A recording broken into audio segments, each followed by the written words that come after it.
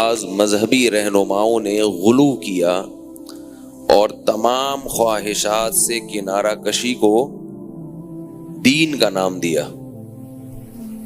عیسائیوں میں ایسا بہت ہوتا تھا کہ تمام خواہشات کو چھوڑ کے جنگل میں نکل جاتے تھے، سب سے کنارہ کشی اختیار کرتے تھے، اس کو نام دیتے تھے تقویٰ کا۔ اسے کیا نام دیتے تھے؟ تقویٰ۔ بس دنیا سے بے رغبتی ہر چیز میں۔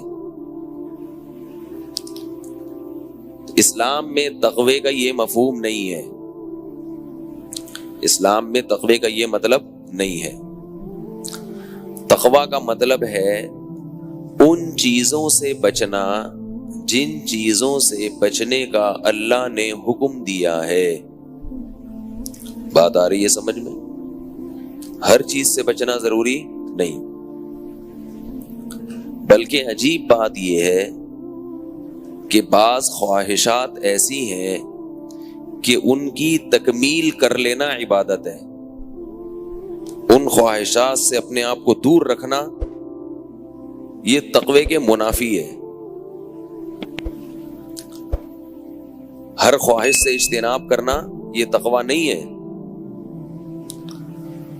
اور بلکہ اس کے برعکس ہے کہ بعض خواہشات ایسی ہیں کہ ان کی تکمیل کر لینا کیا ہے؟ تقوی ہے۔ دیکھو، افطار کے وقت آپ کا افطاری کرنے کا دل چاہتا ہے کہ نہیں چاہتا؟ تو تقوی کا تقاضا کیا ہے کہ اس دل کی چاہت پر آپ عمل کریں یا بچیں؟ بول لیں گے نا تو بات فائدہ ہوگا بہت انشاءاللہ۔ بولنے کا دل تو نہیں چاہتا، لیکن تقوی یہ ہے کہ بول لیں۔ بعض دفعہ خواہشات کے خلاف چلنا تقوی ہے۔ اصل میں تو تقوی کی جو میننگ ہے ڈکشنری میں بچنا، بچا وہاں جاتا ہے جہاں دل چاہ رہا ہو جانے کا۔ دل ہی نہیں چاہ رہا تو پھر بچنا یہ تقوی بھی نہیں ہے، کیونکہ اس کو بچنا کہتے ہی نہیں ہے، اس کو بچنا کہتے ہی نہیں ہے۔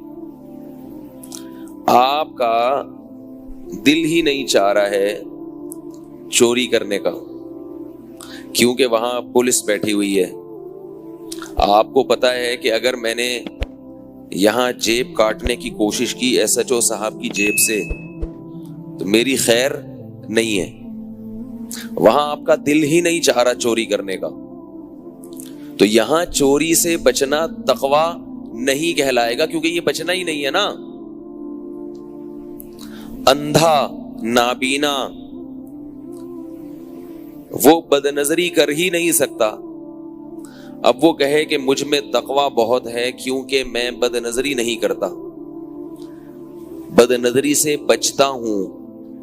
ہم کہیں گے آپ بد نظری نہیں کرتے، یہ بات تو درست ہے، مگر بد نظری سے بچتے ہیں یہ بات درست نہیں ہے، کیونکہ بچتا وہ ہے، بچا وہاں جاتا ہے جہاں اس کا تصور ہو، امکان ہو۔ تقوی کی جو دوسری ڈیفینیشن ہے نا، اس کو ہم آسان زبان میں بریک لگانا بھی کہہ سکتے ہیں۔ تو بریک کھڑی ہوئی گاڑی کو نہیں لگتی، چلتی ہوئی گاڑی کو لگتی ہے۔ گاڑی کھڑی ہوئی ہے، آپ کہیں اس کو بریک لگاؤ تو ڈرائیور کہے گا اس کو بریک لگانے کی ضرورت نہیں، سوائے بریک شو کے خراب ہونے کے کچھ بھی چیز حاصل نہیں ہوگی۔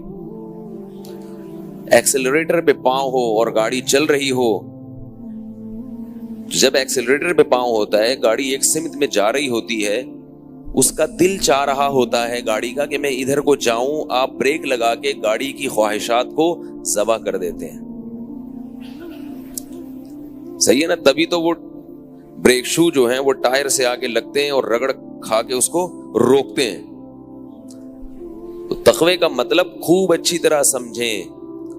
لغت میں تقوی بچنے کو کہتے ہیں، اور بچنے کا لفظ وہاں استعمال ہوتا ہے جہاں کرنے کا تصور ہو، دل چاہ رہا ہو کرنے کا۔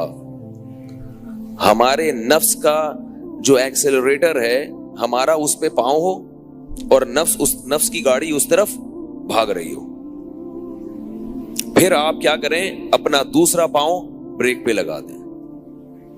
اور یہ بڑا ہی مشکل کام ہے, اس سے بریک شو گھستے بھی ہیں, آئل چینج کرنا پڑتا ہے بار بار.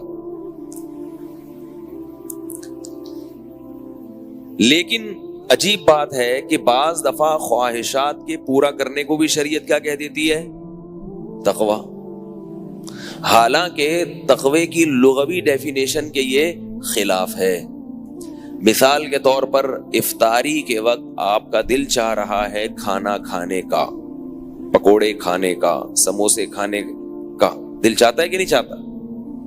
بھائی جس کا دل نہیں چاہتا تو وہ اگلے جمعے کم از کم بیان سننے نہ آئے, کیونکہ ہم نے یہ نارمل لوگوں کے لیے رکھا ہے یہ پروگرام جو ہے نا. افطاری کے وقت ہر شخص کا دل چاہتا ہے کھائے. اب ایسی صورت میں لغت کے اعتبار سے تقوی کیا ہے, ڈکشنری کے اعتبار سے تقوی کیا ہے کہ مت کھاؤ,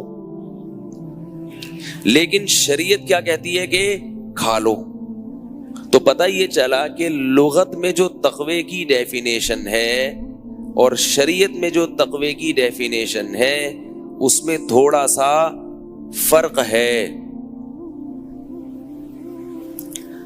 لغت میں تو کہیں گے بچنا, چاہے اچھے کام سے بچنا ہو برے کام سے, وہ جہاں بھی بچیں گے بریک لگائیں گے بس وہ تقوی ہے. شریعت میں کہتے ہیں بچنا بشرطے کہ شریعت نے بچنے کا حکم دیا ہو, اور اگر شریعت نے کرنے کا حکم دیا تو وہ کرنا تقوی ہے, گو کہ وہاں بچا نہیں جا رہا. تو میں یہ عرض کر رہا تھا کہ جو تقوی ہے نا, تقوی لغت میں تو کہتے ہیں بچنے کو, لیکن شریعت میں تقوی کا کیا مطلب ہے کہ جہاں اللہ نے بچنے کا حکم دے دیا وہاں بچنا, اور جس کام کو اللہ نے کرنے کا حکم دے دیا وہ کام کرنا. تو میں یہ عرض کر رہا تھا بعض دفعہ کام کا دل چاہ رہا ہوتا ہے اور اس کو کرنا پھر بھی تقوی ہوتا ہے. تو افطاری کے وقت آپ کا دل چاہ رہا ہے افطاری کرنے کا, تقوی کا تقاضا بھی کیا ہے, بولو نا بھائی افطاری کر لو. یہی شریعت میں جس کو تقوی کہا گیا, کیونکہ اللہ خوش ہو رہے ہیں. سحری کھانے کا دل چاہتا ہے نا, اس لیے چاہتا ہے کہ نہیں کھائی تو سارا دن پیٹ کمر سے چپکا رہے گا. اتنے موٹے موٹے الارم لگا کے سوتے ہیں بھائی ایسا نہ ہو, کیونکہ گرمیوں کے روزے چل رہے ہیں. اور بعض دفعہ بعض لوگ تراویح کے بعد کھانا نہیں کھاتے, افطاری میں ہی کھا لیتے ہیں, پھر وہ سحری میں جا کے کھاتے ہیں. اگر سحری میں آنکھ نہیں کھلی گئے. اور یاد رکھو سحری میں اگر آنکھ نہ کھلے تو روزہ پھر بھی فرض ہے, آپ روزہ چھوڑ نہیں سکتے کہ یار اب تو ایکچولی بڑی پرابلم ہو گئی ہے, رکھنا پڑے گا. اور کوئی بھی نہیں مرتا, بھوک کا کوئی نقصان نہیں ہے. جو ڈاکٹر حکیم کہے نا بھوکا رہنے سے نقصان ہوتا ہے اس کو میرے پاس لاؤ. بھوکا رہنے کا صحت کو کوئی نقصان نہیں ہے, فائدے ہی فائدے ہیں. آپ کا جگر بہت اچھا ہو جاتا ہے, کام کرنے کے لائق ہو جاتا ہے. بھوکا رہنے کا ایک نقصان ہے وقتی کمزوری. وقتی سمجھتے ہیں, ٹیمپریری کہتے ہیں نا وقتی کو. بعض دفعہ کوئی لفظ میں الٹا بھی کہہ دیتا ہوں. تو وقتی کمزوری, ویکنس, تھوڑے سا مرجھایا ہوتا ہے آدمی. تو وہ وقتی کمزوری کتنی ہی لمبی ہو جائے, 2 نوالے کھاؤ گے وہ 2 چند سیکنڈ کے اندر وہ ختم. اب دیکھو ہم روزے میں گرمی بعض دفعہ ہوتی ہے, کہیں کام سے نکلے ایسے مرجھائے ہوئے, اثر تک عجیب حالت ہو چکی ہوتی ہے, بالکل ایسے جھوم رہے ہوتے ہیں. افطاری کے وقت آپ نے کیا ایک پکوڑا رکھا, ایک آدھ گلاس شربت کا یا پانی کا پیا, ایک دم کمر سیدھی ہوتی ہے کہ نہیں ہوتی, ایک دم فٹ فاٹ. مغرب میں کیسے اچھلتے ہوئے پریڈ کرتے ہوئے آ رہے ہوتے ہیں, نماز بھاگے ہوئے آ رہے ہوتے ہیں. اثر میں آپ لوگوں کے نماز کے لیے آنے کا اسٹائل دیکھیں اور مغرب میں زمین آسمان کا فرق ہوتا ہے. تو یہ 2 نوالے آگ لگا دیتے ہیں جسم میں جا کے, اور اس سے ہمیں یہ بھی پتہ چل جاتا ہے کہ ہمیں اپنے جسم میں انرجی پیدا کرنے کے لیے زیادہ کھانے کی ضرورت نہیں ہے. یہ تو اب ڈاکٹر بھی اس طرف آ گئے ہیں.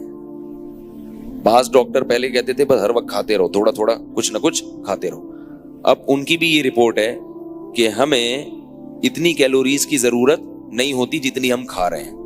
بہت تھوڑا کھا کے بہت اچھا چل سکتے ہیں. اور یاد رکھو انسان کو اللہ نے شاید بنایا ہی بھوکا رہنے کے لیے, کچھ نہ کچھ بھوک ہر وقت لگتی رہے اس کو, پھر سیٹ رہے گا وہ. تو یہ روزے سے عادت ڈالو کم کھانے کی. تو ہمارا دل چاہتا ہے کھانے کا, ہم کھا لیتے ہیں اور ہمیں کیا ملتا ہے اس کھانے پہ؟ ثواب. سحری میں ہمارا دل چاہتا ہے کھانے کا, کیونکہ نہیں کھایا تو بڑے پرابلم آئے گی, تو نبی نے کیا ترغیب دی؟ سحری کھاؤ, دی نا. تو بہت سے کام تو میرے بھائی ایسے ہیں جو اللہ نے ہمیں کرنے کا حکم دیا اور ہمارا دل بھی چاہتا ہے, تو ان میں تو کوئی پرابلم ہے نہیں. وہ تو سب مسلمان بہت اخلاص کے ساتھ کرتے ہیں ایسے کام. یہ والا تقوی 100% مسلمانوں میں ہے. یہ والا تقوی مسلمانوں میں بولو نا, لیکن نہیں ہے.